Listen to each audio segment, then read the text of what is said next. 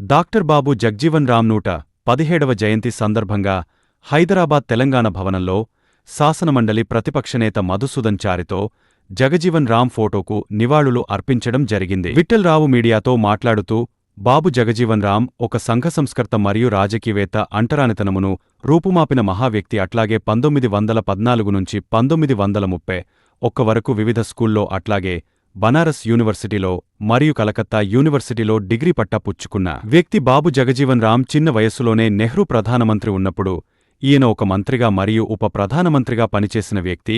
ఈయన 40 సంవత్సరాలు జాతీయ కాంగ్రెస్ పార్టీలో వివిధ పదవులు అనుభవించిన వ్యక్తి బాబు జగజీవన్ రామ్. ఆయనను ఆదర్శంగా తీసుకొని తెలంగాణ తొలి ముఖ్యమంత్రి కేసీఆర్ 10 సంవత్సరాలు తెలంగాణను అన్ని రంగాలలో అభివృద్ధి చేయడం జరిగింది. ఈ మహా వ్యక్తికి భారతరత్న అవార్డు ఇవ్వాలని కేంద్ర ప్రభుత్వాన్ని డిమాండ్ చేస్తున్నాను అన్నారు.